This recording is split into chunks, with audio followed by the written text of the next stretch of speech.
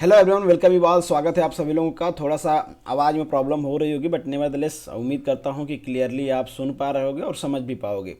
यहाँ पे आपको सिलेबस देख रहा होगा जीपीएससी एमबीआई का। अचानक से मैं सिलेबस क्यों डिस्कस कर रहा हूँ, ये इसलिए कि आप में से काफ़ी सारे लोग मुझसे पूछते हैं कि सर ये पर्टिकुलर जो टॉपिक है इसमें समझ में नहीं आ रहा है कि कितना पोर्शन करना है, क्या करना है।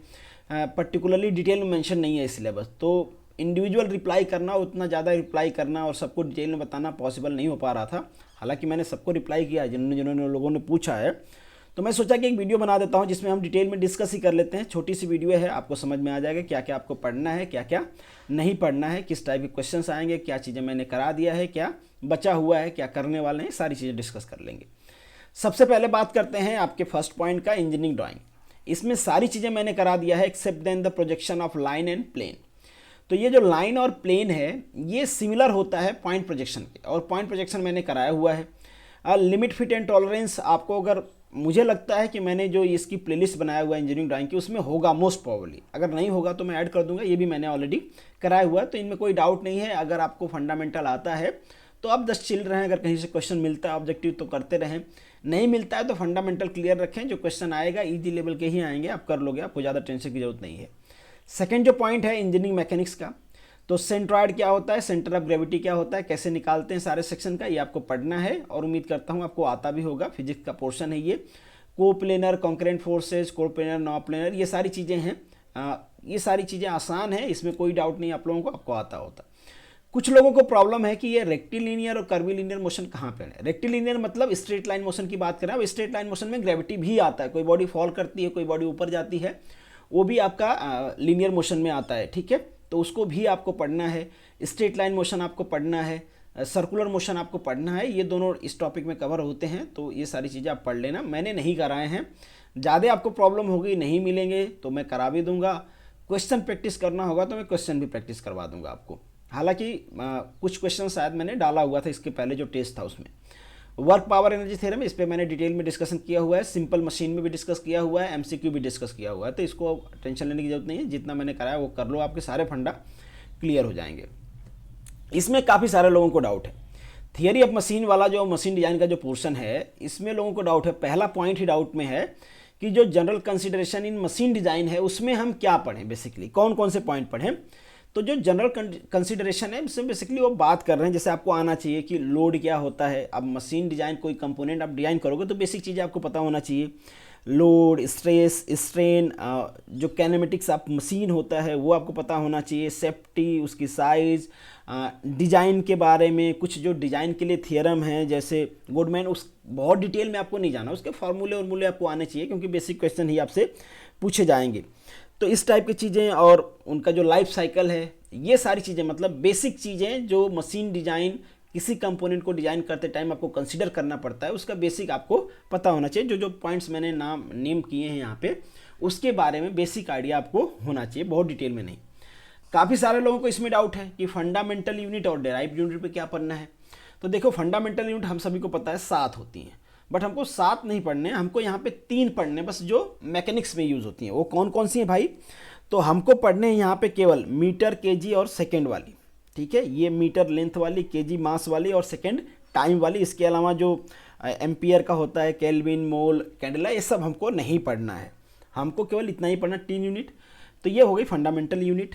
और डेराइव्ड यूनिट उसके डेराइव मतलब ये कहाँ पे यूज़ होते हैं। तो जितने भी मैकेनिक्स का आपका पोर्शन है, चाहे वो मैकेनिक्स है, सोम है, मशीन डिजाइन है, थियरी है, इसमें जितने भी क्वांटिटी आते हैं वो इन्हीं 3 क्वांटिटी से डेराइव्ड होते हैं। मोस्ट प्रोबेबली सारे इसी से होते हैं। अगर कोई एक आध एक्सेप्शन हो, मैं भूल रहा हूँ तो अलग बात है। जैसे एग्जाम्पल के लिए मैं बताऊँ तो आपको फोर्स पता होना चाहिए, एक्सेलरेशन पता होना चाहिए, वेलोसिटी पता होनी चाहिए, आपको वर्क पता होना चाहिए, पावर पता होना चाहिए, टॉर्क पता होना चाहिए, मोमेंटम पता होना चाहिए। इस टाइप की जो डेराइव्ड क्वांटिटी हैं और इनका आपस में रिलेशन क्या है, यूनिट कन्वर्जन भी आपसे पूछ सकता है। सिंपल क्वेश्चन जो एफटी में पूछे जाते हैं जनरल एग्जाम में, उस टाइप के क्वेश्चन भी पूछा जाता है। तो इनको बेसिकली हम डेराइव्ड यूनिट कहते हैं। और फंडामेंटल यूनिट में आपको 3 ही पढ़ना है।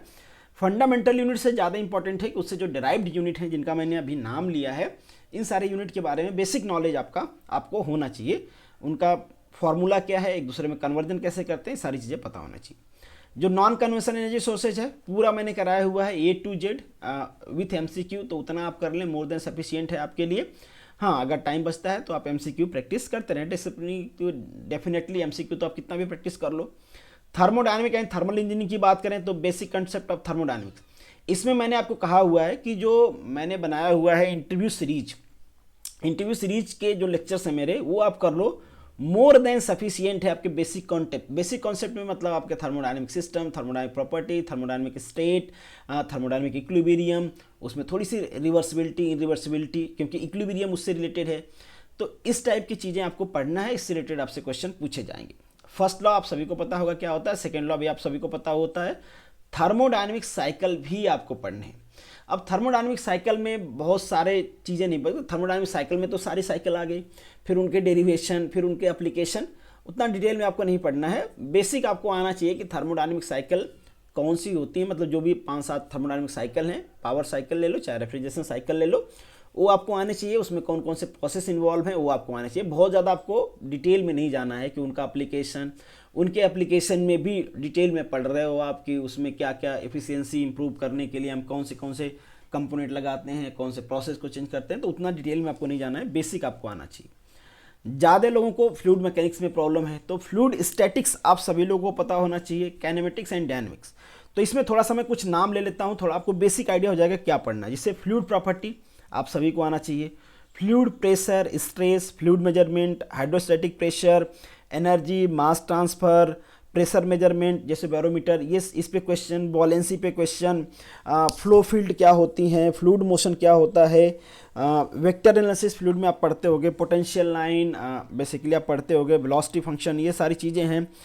इक्वेशन भी आपने पढ़ा होगा, यूलर्स इक्वेशन, बर्नौली इक्वेशन, तो ये सारे इसमें आते हैं। और ये सारे जो मैंने नाम लिया ये इंपॉर्टेंट भी हैं, इससे रिलेटेड क्वेश्चन पूछे भी जाते हैं। तो ये अगर आप पढ़ लेते हो तो ये सारे पोर्शन आपके कवर हो जाते हैं। फ्लो में आपको ये सारे पूछा हुआ डायरेक्टली नाम दिया हुआ तो पढ़ लेना। और इसमें इंपॉर्टेंट ये इम्पैक्ट ऑफ जेट है, तो इम्पैक्ट ऑफ जेट आपको पढ़ना ही है, क्वेश्चन भी आएगा 100%। अब आप में से काफ़ी सारे लोग कह रहे थे मैं करवा दूं, मैं कोशिश करूंगा कि ये करवा दूं। और वर्किंग ऑफ पंप जो थोड़े से और मतलब लोगों को समझ में नहीं आते हैं, थोड़ा सा टफ पढ़ते हैं या फिर याद रखना मुश्किल होता है, उसको मैं कोशिश करूंगा करवा दूं। फ्लूइड वाला पोर्शन हम करेंगे, डोंट वरी, क्वेश्चन भी करेंगे उस पर और थियरी भी करेंगे। अब बात करते हैं वर्किंग ऑफ पंप। तो अब सिंपल है, पंप पढ़ लो आप, उसके टाइप्स पढ़ लो, वर्किंग पढ़ लो, बट वो भी बेसिक ही पढ़ना है आपको, बहुत ज़्यादा डिटेल में नहीं जाना है। अब इसमें जो नेक्स्ट पॉइंट है मोड ऑफ हीट ट्रांसफ़र, काफ़ी सारे लोगों को डाउट है कि इसमें क्या करें। अब ये मोड ऑफ हीट ट्रांसफ़र में भैया केवल आपको मोड ऑफ हीट ट्रांसफ़र ही करना है, मतलब आपको हीट ट्रांसफ़र का यहाँ पे बेसिक करना है। मोड ऑफ हीट ट्रांसफ़र के लिए ये हीट ट्रांसफ़र का जो पोर्शन है इसके लिए भी मैं कहूँगा कि जो मेरे इंटरव्यू सीरीज के क्वेश्चन है स्टार्टिंग के वो पढ़ लो आप। एक मैंने गेट सीरीज के क्वेश्चन किए हैं जो बेसिकली बेसिक फंडामेंटल है थर्मोडायनामिक्स के, उस पर जो क्वेश्चन पूछे गए हैं गेट के 20 ईयर में, वो मैंने सोल्यूशन करवाया, वो वीडियो भी मैंने शेयर किया था और इस वीडियो के लास्ट में भी मैं उसको ऐड कर दूंगा, तो वो जरूर कर लेना। वहाँ से मुझे ऐसा लगता है कि डायरेक्टली क्वेश्चन आपसे पूछा जाएगा, तो वो आप कर लेना। Fundamental refrigeration and air conditioning, ये भी मैंने इंटरव्यू सीरीज में कराए हुए हैं, जो स्टार्टिंग के 2-3 लेक्चर हैं, 10-10 मिनट के लेक्चर हैं, आधे घंटे में आपकी सारी चीज़ें क्लियर हो जाएंगी।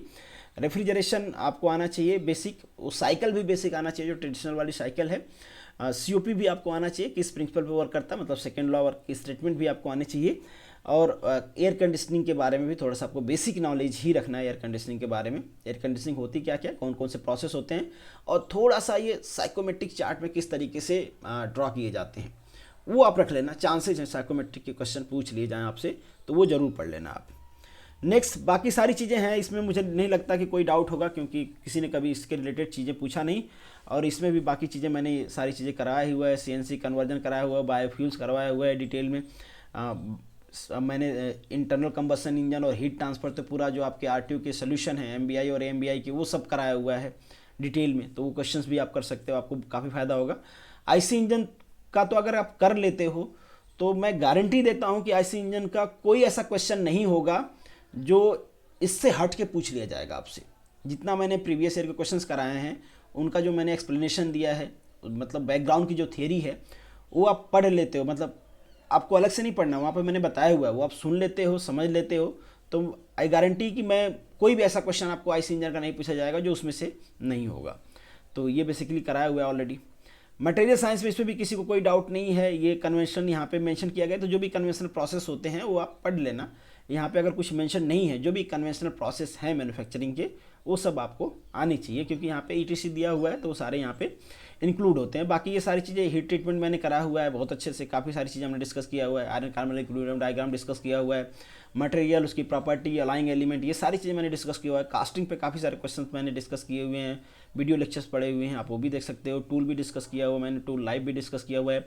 ऑटोमोबाइल पूरा डिस्कस किया हुआ है मैंने, कैड कैम पूरा डिस्कस किया हुआ है, पूरी प्लेलिस्ट मिल जाएगी आपको। पोल्यूशन, ये वाला पोर्शन, ये वाला पोर्शन सारा डिस्कस किया हुआ है, सेपरेट प्लेलिस्ट है आपको। PDF भी मैंने कंबाइन करके दे दिया है। तो उम्मीद करता हूँ कि इस वीडियो के बाद आपके मन में कोई डाउट नहीं रहेगा।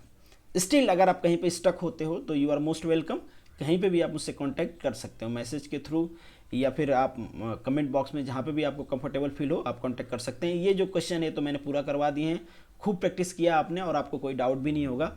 जो चीज़ें हमने की हैं वहीं से क्वेश्चन आपको पूछा जाएगा, बस आप उसको रिवाइज करते रहें। बाकी बच्ची गुजराती तो मुझे खुद भी नहीं आती, तो मैं कहाँ से आपको पढ़ाऊँगा।